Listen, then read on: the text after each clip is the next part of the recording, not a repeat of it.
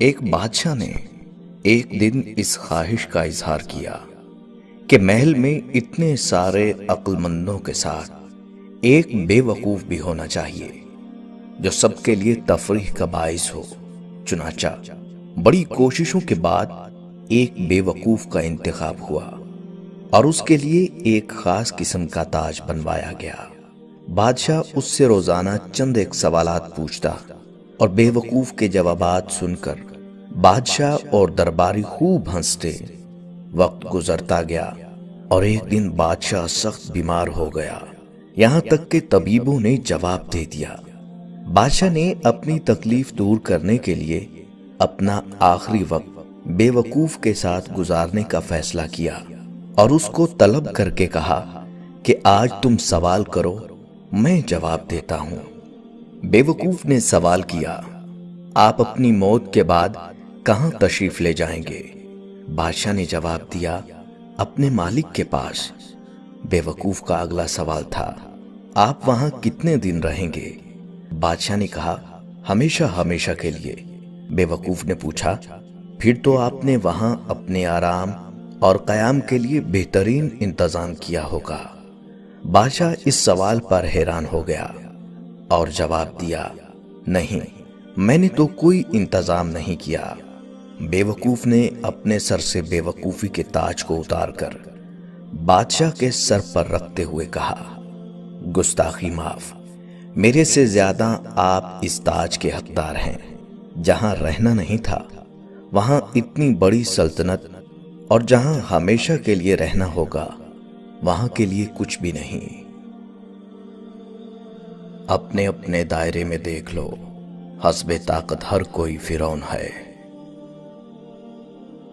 انسان سخت مزاج کب بنتا ہے؟ جب بہت سارے لوگ اس کی نرمی کا غلط فائدہ اٹھا چکے ہوتے ہیں۔ کسی کے راز تلاش نہ کرو، اگر نظر آ جائے تو فاش نہ کرو۔ لوگوں کو بے وقوف بنانا بہت آسان ہے، لیکن قائل کرنا کہ انہیں بے وقوف بنایا جا رہا ہے بہت مشکل ہے۔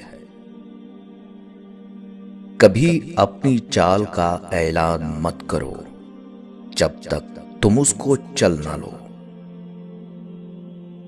عورت وہ بند کلی ہے جو اپنے مرد کی ذرا سی چاہت اور توجہ پا کر کھلے گلاب کی مانند مہکنے لگتی ہے۔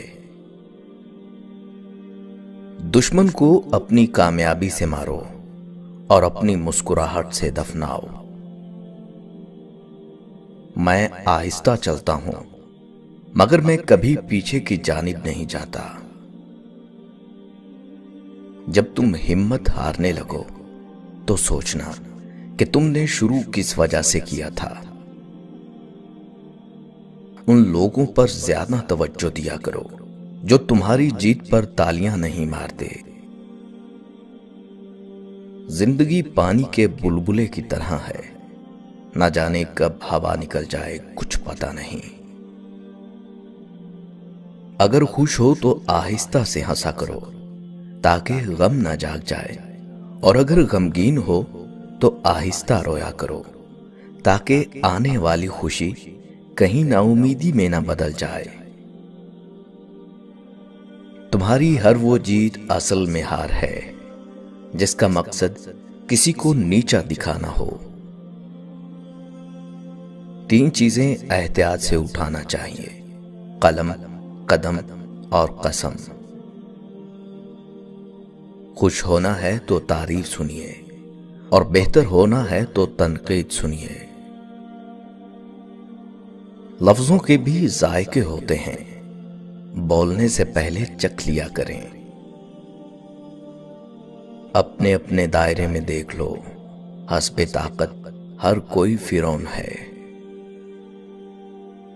اپنے دل کو اس وقت تک توڑتے رہو جب تک یہ کھل نہ جائے۔ کپڑے انسان کے بدن کو ڈھانپتے ہیں اور گفتگو انسان کی شخصیت کو۔ اگر اللہ پہ چھوڑا تھا تو پریشان کیوں؟ اور اگر انسان پر چھوڑا تھا تو حیران کیوں؟ جو عبادات اخلاق اور کردار پر اثر انداز نہ ہو سکیں وہ مشقت کے سوا کچھ نہیں۔ اس دوست کا گلہ کر رہے ہو جو دھوکہ دے گیا، گلہ اپنی عقل کا کرو جو دھوکے باز کو دوست سمجھتے رہے۔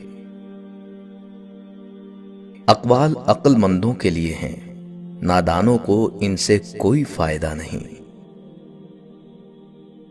دنیا میں آنا آسان ہے لیکن اس سے چھٹکارا پانا مشکل ہے۔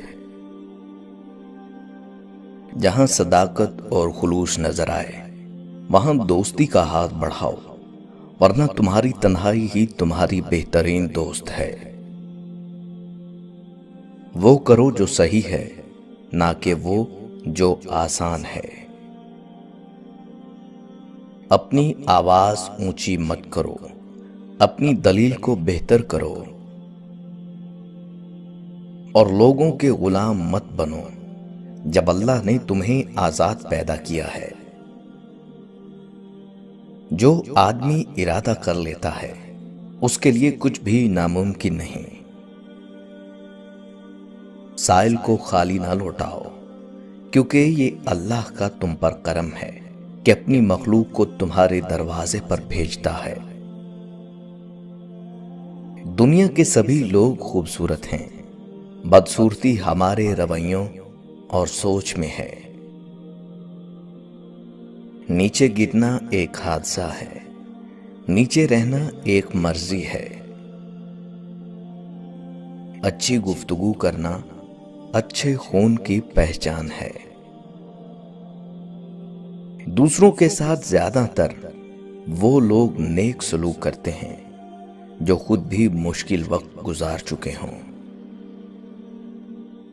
ماں باپ کے ساتھ تمہارا سلوک ایسی کہانی ہے جو لکھتے تو تم ہو لیکن تمہاری اولاد تمہیں پڑھ کر سناتی ہے۔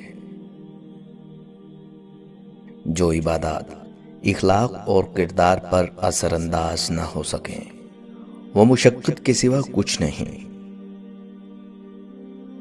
جو مانگوں دے دیا کرے زندگی، کبھی تو میرے باپ جیسی بن کر دکھا۔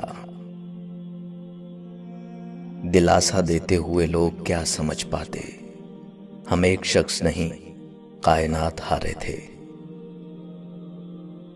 جب انسان پر اچھا وقت آتا ہے تو وہ بھولنے والی چیزوں میں سب سے پہلے اپنی اوقات بھولتا ہے۔ کچھ لوگوں کو عزت راس نہیں آتی جب تک ان کے جیسے نہ بن جاؤ، ان کو سمجھ نہیں آتی۔ اور محبت کو الفاظ میں نہیں لہجوں میں تلاش کرو۔ الفاظ تو منافقین کے بھی بہت میٹھے ہوتے ہیں۔ میں آج تک اپنی خاموشی پر نہیں پچھتایا، جب بھی پچھتایا اپنے بول پر پچھتایا۔ کسی زمانے میں روزانہ رات کو باقاعدگی سے ابو کی ٹانگیں دباتا اور سر کی مالش کرتا تھا۔ پھر لیپ ٹاپ اور اینڈرائیڈ موبائل آیا اور اس فریضے کو گویا بھول ہی گیا۔ پچھلے دنوں ابا جی ایک لمبے سفر سے لوٹے تو تھکن کی وجہ سے چال میں کچھ لنگڑاہٹ سی محسوس ہوئی۔ نہ جانے کیوں دل میں خیال آیا اور ابا کی ٹانگیں دبانے بیٹھ گیا۔ ابا نے بس ایک سوال پوچھا، بیٹا موبائل تو ٹھیک ہے نا؟ یہ چند لفظوں کا ایک سوال نہیں، ہزاروں لفظوں پہ بھاری ایک نوحہ ہے۔ کچھ لوگ بڑے حساس ہوتے ہیں، انہیں سب نظر آتا ہے لیکن وہ کچھ کہتے نہیں۔ سوشل میڈیا میں غرق بچوں، اپنے والدین کو وقت دو، ان کے چہرے پڑھو، ان کے کہنے کا انتظار نہ کرو۔